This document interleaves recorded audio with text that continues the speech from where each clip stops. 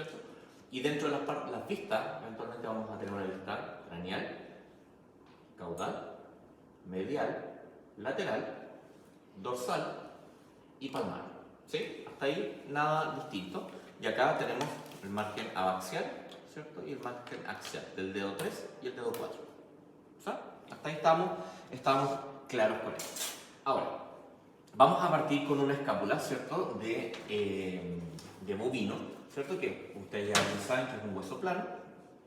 Va a tener dos caras, ¿cierto? Tres márgenes, un margen craneal, un margen caudal y un margen dorsal, ¿cierto? Y eventualmente el indicador de posición más claro es la espina, ¿cierto? Y la espina ustedes se van a dar cuenta que va a generar dos fosas, una fosa supraespinosa y una infraespinosa mucho más grande, por una proporción de 3:1. Vamos a tener un acromion como estructura terminal de la espina de la escápula y una tuberosidad de la espina de la escápula bastante desarrollada en el caso del bovino. Un cuello ya bastante sutil en realidad, y vamos a tener en la parte distal una cavidad articular que es la cavidad glenoidea, ¿cierto? Con una tuberosidad supraglenoidea, y por medial vamos a tener un proceso coracoides. ¿Está? Entonces, importante, como yo posiciono la escápula, veo inmediatamente los indicadores.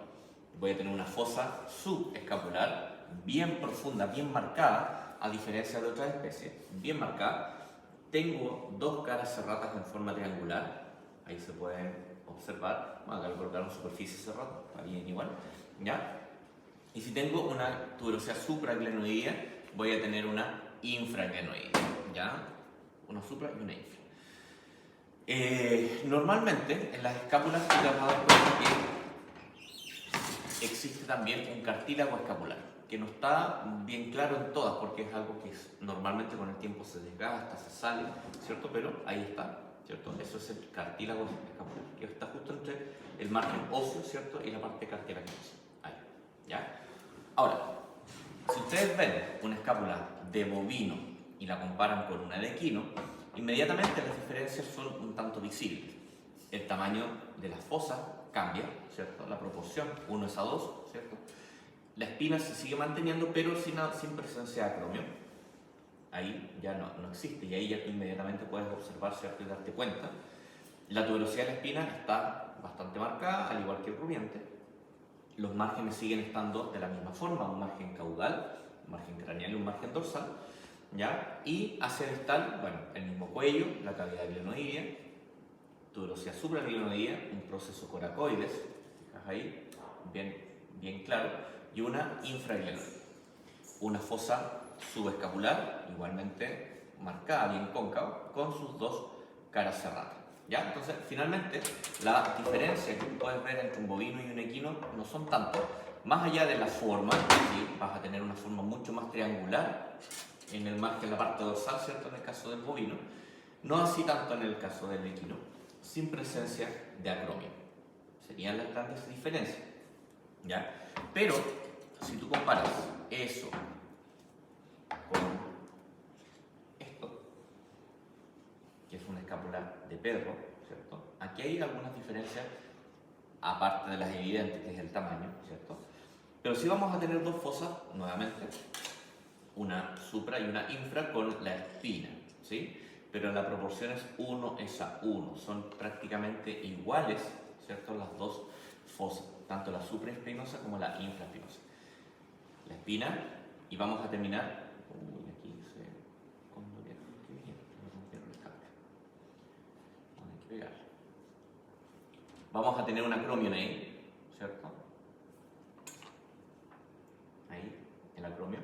Y ojo, si tengo acromion, vamos a tener una superficie o un proceso amado. Ahí. ¿Ya? El acromion siempre es la porción terminal. La porción terminal. La espina avanza, da lo mismo lo que tengas alrededor, pero termina en el acromion. Siempre va a terminar en el. Entonces acá da lo mismo lo que yo tenga, ¿cierto? Pero al final termino con el acromion. Y por sobre, ¿cierto? El acromion, ahí en esa prominencia que sobresale, ¿cierto? Es el proceso amado. ¿Ok? El resto se mantiene igual, no hay una tuberosidad de la espina, ustedes se fijan, es bastante liso.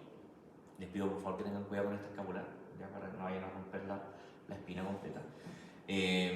Una fosa subescapular no tan marcada, no tan profunda, ¿cierto? Pero sigue estando. la superficie serrata siguen estando igual. Y vamos a tener también la tuberosidad supraglenoidea, ahí, la cavidad glenoidea y una infraglenoidea. ¿Te fijas? Hasta la infra, hasta la supra. Profe, no tengo un proceso coracoide marcado. ¿Te fijas? No existe ese gancho, que es mucho más prominente en el equino en este caso. ¿Te fijas? Ese ganchito que está por medial no está en el caso del perro en un desarrollo completo, es prácticamente un pequeño vestigio que está ahí.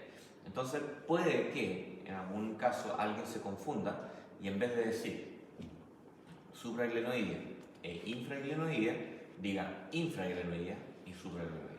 ¿Por qué? Porque el proceso coracoide va ligado directamente a la supraglenoidea, ¿sí? Entonces acá la única forma de tú orientarte, ¿cierto?, para saber cuál es cuál, básicamente es entendiendo cómo va la escápula, ¿sí? Y sabiendo que el margen caudal es más recto, ¿te fijas? Mucho más recto que el margen craneal, que el margen craneal tiene un grado de es más convexo, ¿cierto?, más curvo acá. Entonces eso siempre va a ir apuntando hacia craneal. Entonces sabemos que si esto va hacia craneal, vamos a tener la supraglenoidea. Si esto va hacia caudal, la infraglenoidea. ¿Ya? Eso para que no se vayan a confundir con las partes. Ahora, si tú comparas eso mismo acá en el gato, te vas a dar cuenta que en este caso la escápula del gato tiene una forma bastante parecida a la del perro, solamente que la fosa infraespinosa es mucho más triangular y tiene una proyección. Este ángulo, que es el ángulo caudal, ¿cierto?, va más hacia adentro caudal, ¿cierto?, va más hacia atrás y hacia abajo, ¿cierto?, hacia ventral, ¿ya? Y es mucho más alargado. Si lo comparas, lo tratas de comparar, ¿cierto?, con esta, es del lado opuesto, pero aún así sigue siendo distinta. Pero más allá de eso, la proporción sigue siendo 1:1, pero ¿dónde va a estar la gran diferencia? Porque el resto se mantiene, es en esta proyección, ¿cierto?, de la espina, que hay una pequeña elevación ahí, ¿te fijas? Se nota un desnivel, los que no lo ven, después lo pueden observar, ¿cierto?, ahí, que eso, los que están de ese lado, ahí se forma ahí una elevación, ¿cierto?, que eso es un símil a la tuberosidad de la espina en la escápula, ¿ya? No es una tuberosidad como tal, por la forma, pero esa elevación hace una función muy similar, ¿ya? Y más hacia distal vamos a seguir la espina, la espina, la espina, la espina y termina en el acromio, ahí, ¿cierto? Vamos acá, ¿cierto? Sigue y termina en el acromio, ¿ya? Ahora, importante, el gato y el perro tenían una tuberosidad amata, ¿cierto? Que está aquí. Que es este ganchito que se puede ver acá. El mismo que se puede ver, ¿ya? Pero también el gato tiene una supraamata que en este caso, en este espécimen, no se evidencia mucho. Está un tanto subdesarrollado, que está por encima, ¿ya? Pero existe. Entonces, ahora, en el caso de una prueba de reconocimiento, si no hay algo que no esté evidente, difícilmente se lo voy a preguntar, ¿ya? Entonces, si no está la supraamata, no le voy a preguntar por la supraamata, ¿ya? Le voy a preguntar por la amata, ya que esa sí se nota, ¿ya? Pero si es la cátedra, puede ir claramente la pregunta, ¿ya? Entonces ahí, ojo con eso. Ya siempre tratar de evitar de que vaya tanta confusión, tratar de que sea lo más claro posible. De repente igual se confunde. ¿Ya? Entonces, acromio, amata, supramata y la espina. ¿Está? Entonces, seguimos con el siguiente hueso, que es el húmero. Y en el caso del húmero, como es un hueso largo, ¿cierto?, vamos a tener acá varios indicadores, varias eminencias, varias cositas, ¿ya? Y tú te vas a dar cuenta que si tú observas el hueso, que este es de bovino, y lo comparas inmediatamente con el del equino, ¿cierto?, te vas a dar cuenta que hay diferencias que son notorias, visuales, ¿ya? Y que están normalmente en la epífisis proximal. La primera, que es la más importante, ¿cierto?, va a ser la presencia de este tubérculo mayor muy desarrollado, muy grande, en el caso del bovino, ¿ya? Y que no está dividido, ya no está dividido. Y vamos a tener un tubérculo menor también, ¿cierto?, un poco más pequeño. Ahora, estos dos son indicadores de posición para ti porque sabemos que la cabeza va apuntando hacia proximal, pero también hacia caudal. Entonces eso ya te permite posicionar el hueso. Y sabemos también que el tubérculo mayor versus el menor va hacia lateral, ¿ya? Entonces esto ya inmediatamente te indica que esto es un número izquierdo, solamente con esos dos elementos. Ahora, Aparte de esto, tubérculo mayor menor, vas a tener un surco muy marcado, muy grande, acá un espacio, que se va a conformar por un surco, que es un surco intertubercular, ¿cierto? Que va a pasar justamente por acá, y va a tener función específica con el tendón del músculo bíceps braquial. Aquí se mete ese tendón, ¿ya? Ahora, vamos a tener eso aquí, y más hacia distal, ya en la diáfisis del hueso, nos vamos a encontrar con la tuberosidal redondo, que va por medial, ¿cierto? Va por medial, y por lateral vamos a tener la tuberosidad deltoidea, ¿cierto? Que va en relación al tubérculo mayor. Entonces ahí ya tenemos dos indicadores más de posición. Ahora, fíjate que por medial el hueso no tiene ninguna curvatura, no tiene nada extraño. Por medial, en la diáfisis, nada. Pero por lateral, sí, aparece el surco del músculo, como bien dice acá, músculo braquial bicipital, aquí, ¿ya? Eso sí aparece aquí. Entonces, eso también te da a entender de cómo va orientado el hueso. Ahora, vamos a tener algunos forámenes, ¿cierto? Un pequeño foramen nutricio ahí, ¿cierto? Que en este caso está acá, otra vez puede estar acá, como les decía en clase, puede estar en cualquier parte. Y hacia distal vamos a tener la fosa olecraniana, ¿cierto? Por caudal, pero por craneal vamos a tener la fosa radial, que se relaciona con la tuberosidad deltoidea, ¿te fijas? Tuberosidad deltoidea, acá, fosa radial. Pero por distal, ¿cierto? Vamos a tener, y por craneal en este caso, vamos a tener el cóndilo completo.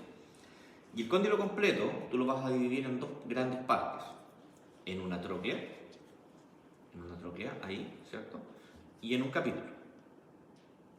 La tróclea, dos labios, uno, dos y un surco central.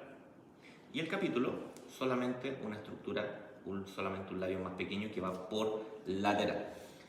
Lateral, lateral, lateral. Tres elementos de lateralidad. Capítulo, tuberosidad deltoidea, tubérculo mayor. Todos por lateral.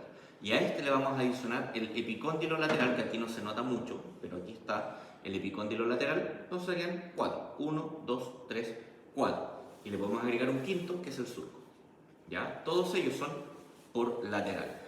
¿Ya? Ahora, por medial, que es lo que vas a tener, ¿cierto? Dentro de la tróclea, el labio mayor de la tróclea va hacia medial, por lo tanto también tienes el epicóndilo medial, la tuberosidal redondo y el tubérculo menor. 1, 2, 3, 4.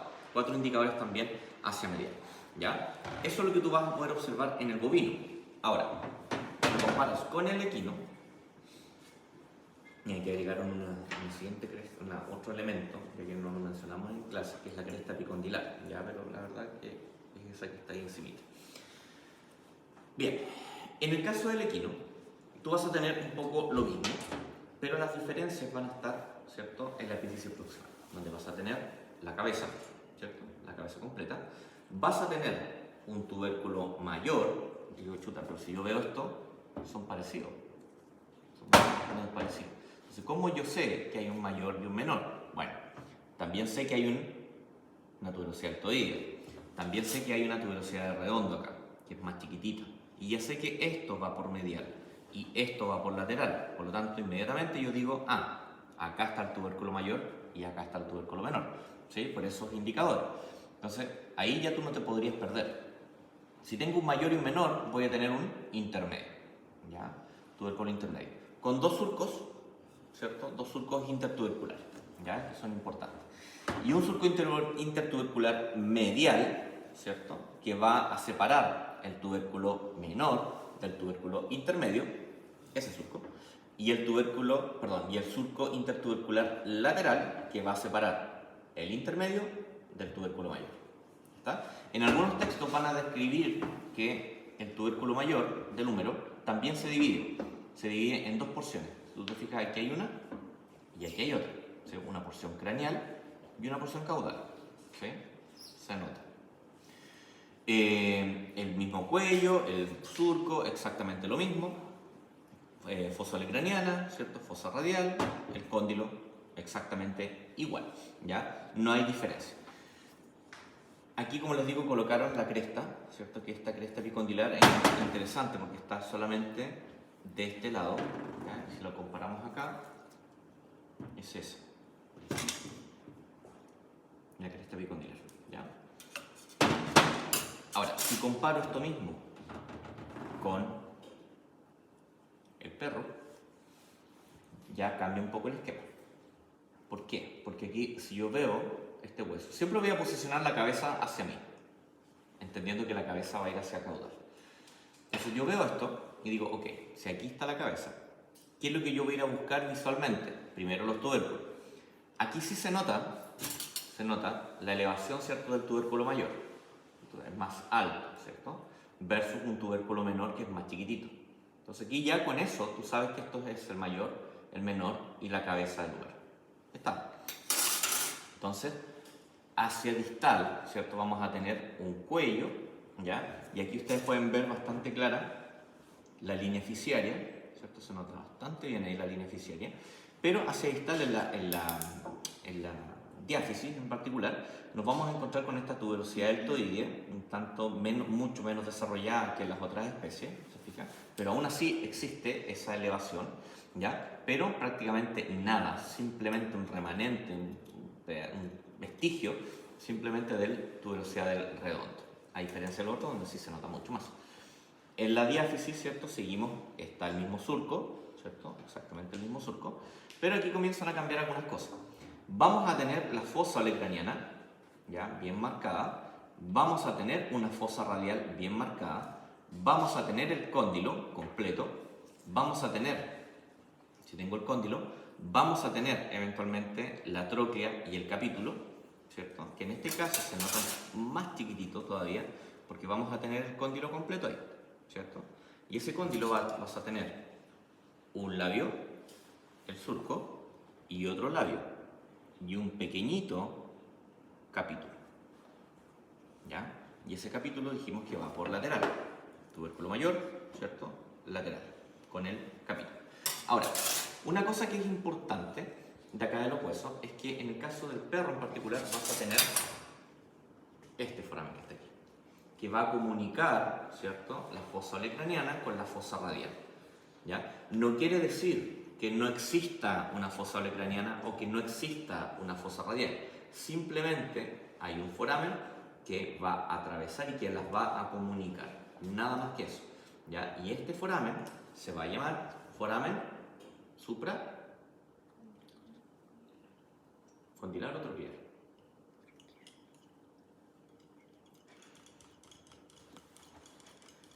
¿Condilar o troquial?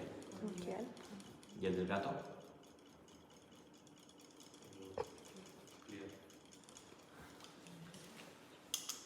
Supratroclear, en el caso, porque está inmediatamente sobre la tróclea. Supratroclear, está encima de la tróclea, pero en el gato se llama supracondilar, que es este que está aquí, ¿ya? Y en el caso del gato pasa exactamente lo mismo, ¿cierto? Pero, el gato por ahí. Acá está. En el caso del gatito vamos a tener lo mismo, ¿cierto? Vamos a tener lo mismo. La descripción es idéntica, cabeza, tubérculo mayor, tubérculo menor. Pero aquí, mira, si yo palpo este hueso y empiezo a buscar estructuras o eminencias, ¿cierto? ¿De qué me voy a dar cuenta? Mira, aquí tengo un pequeño, simplemente, elevación al tacto, que es un símil a la tuberosidad deltoidea, ¿ya? Que está en el tubérculo mayor. Y prácticamente nada asociado al tubérculo menor. Pero y un surco, ¿cierto?, intertubercular bastante marcado. Ahora, yo digo, chuta, si yo tuviese solamente esto, y digo, ya, no puedo determinar muy bien, ¿cierto?, cuál es cuál, voy a tener que ir hacia la parte distal. Mira la cresta epicondilar, ¿cierto?, que está ahí, bastante marcada, mucho más marcada, ¿cierto?, que las otras especies, mucho más marcada en el caso del gato. Pero mira, vas a tener la fosa olecraniana, vas a tener tu fosa radial. No están comunicadas como en el caso del perro. Cuidado ahí con la pregunta en la prueba de cátedra. En el caso del gato no están comunicadas la fosa olecraniana y la fosa radial, pero en el perro sí. ¿Qué es lo que tengo en el caso del gato, a excepción del perro? ¿Ya? Voy a tener un foramen ahí, ¿cierto?, que está por sobre todo el cóndilo completo, porque está encima del cóndilo, ¿ya? Por eso es un foramen supracondilar, ¿ya? Y en el caso del perro, el foramen está por sobre, ¿cierto?, la tróclea. Por eso es un foramen supratroclear, ¿ya? Y eso es en el perro. Entonces aquí, cuidado. Aquí es donde están las dos principales diferencias entre el perro y el gato. ¿Ya? Ese foramen, ¿cierto?, es el que les va a generar el problema. Los otros son diferencias que ya sí, son importantes, pero no son tan relevantes. Ya hay diferencias, ¿cierto?, que son acá, como les decía, la tuberosidad deltoidia, la cabeza se mantiene igual, el tubérculo mayor se mantiene igual, el tubérculo menor sigue estando, el surco intertubercular está. Pero hacia distal, si tú le tomas una foto ahí, ¡pum!, inmediatamente te vas a dar cuenta que vamos a tener la fosa radial, o sea, la olecraniana, fosa olecraniana, y digo, chuta, mira, aquí hay un foramen, acá no.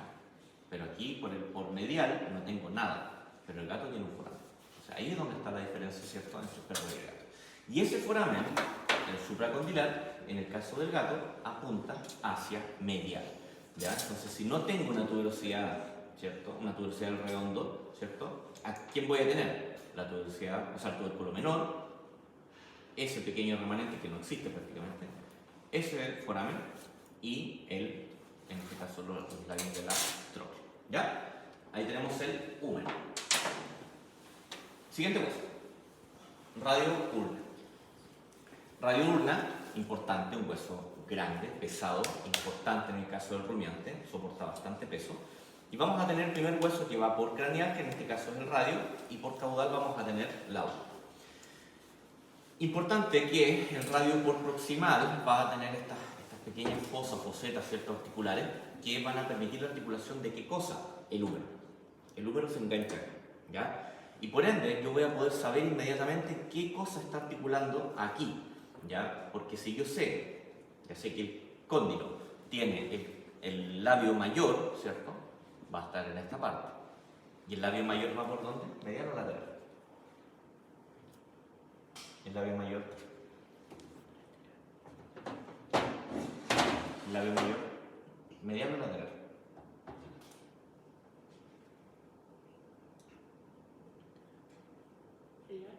Medial. Medial, como día a día. Muy bien. Medial. ¿Ya? Y por ende vamos a tener en la parte central el labio menor, ¿cierto? El labio menor. Y por lateral vamos a tener la superficie de articulación del capítulo. Entonces, de medial hacia lateral.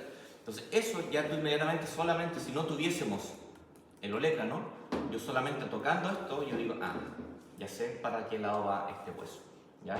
Sin tener esto, yo ya sé que es así, ¿ya? Que es el caso derecho. Ahora, vamos a tener estas tuberosidades radiales, ¿cierto?, zonas de inserción bastante claras, y vamos a tener también a nivel de ulna, vamos a tener esta incisura semilunar con un proceso anconio en la punta, ¿ya? Vamos a tener un olecrano, ¿cierto?, bastante grande, una tuberosidad olecraniana y un cuerpo, ¿cierto?, de la ulna. Y se va a generar, este cuerpo va a terminar en el proceso estiloides, ¿cierto?, que es lateral. Proceso estiloides lateral y proceso estiloides medial, que es del radio. Medial del radio, lateral de la ulna.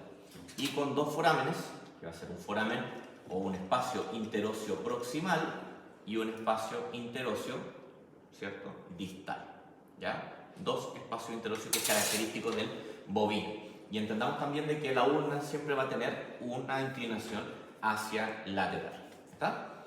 Entonces, ahí está. Y obviamente hacia distal vamos a tener todas las eminencias, ¿cierto?, que van a permitir la articulación con la fila proximal de carpos, ¿ya? Ahora, este radio ulna, si lo comparamos con el equino, nos vamos a dar cuenta que en el caso del equino, la estructura del radio es bastante similar, a excepción de la epífisis distal, porque obviamente la fila proximal de carpos en el caballo es diferente en forma, ya no en cantidad, sino que en forma, pero por proximal es lo mismo. Ya, mira, las tuberosidades radiales, ¿cierto?, bastante clara, la incisura semilunar, olecrano, tuberosidad olecraniana, proceso anconio, ni una diferencia.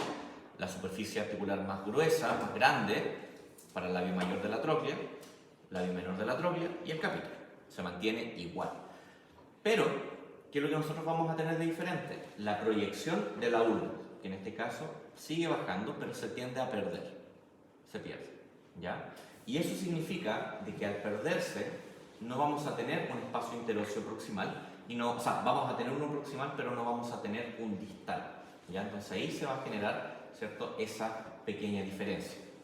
¿Ya? Entonces, básicamente el hueso es un tanto más delgado, más abusado en el caso del equino, pero no es más que eso. Pero visualmente tú claramente vas a poder diferenciar cuál es de bovino y cuál es de equino, ¿cierto? Se nota. Y el que marca la diferencia acá es la ulna. Ese hueso es el que les va a marcar la diferencia entre una especie y otra. Ahora, si lo comparas con el perro, te vas a dar cuenta que el perro tiene la misma conformación, las mismas estructuras, sin mayor diferencia, pero, cuidado con los teléfonos, pero vamos a tener un espacio interóseo muy marcado, completo, ¿te fijas ahí? Pero lo otro que va a ser importante es que la ulna es mucho más gruesa, es más grande, ¿ya? Y aún así va a tener una inclinación hacia lateral, al igual que las otras especies, se inclina también hacia lateral, ¿ya? El resto de las estructuras es lo mismo, las tuberosidades radiales, ¿cierto? Las fosas, las superficies de articulación, la incisura semilunar, proceso anconio, molécano, tuberosidades laterales, ¿ya? Proceso estiloides lateral, proceso estiloides medial. Y estos son las filas de carpa, ¿ya? Entonces, la verdad, en el perro no hay mucho más que mencionar. Si ustedes hacen el mismo ejercicio en el gato, es idéntico. Es exactamente lo mismo, ¿ya? Solamente que más que, ¿sí? En el caso de los carpos, ¿qué es lo que nosotros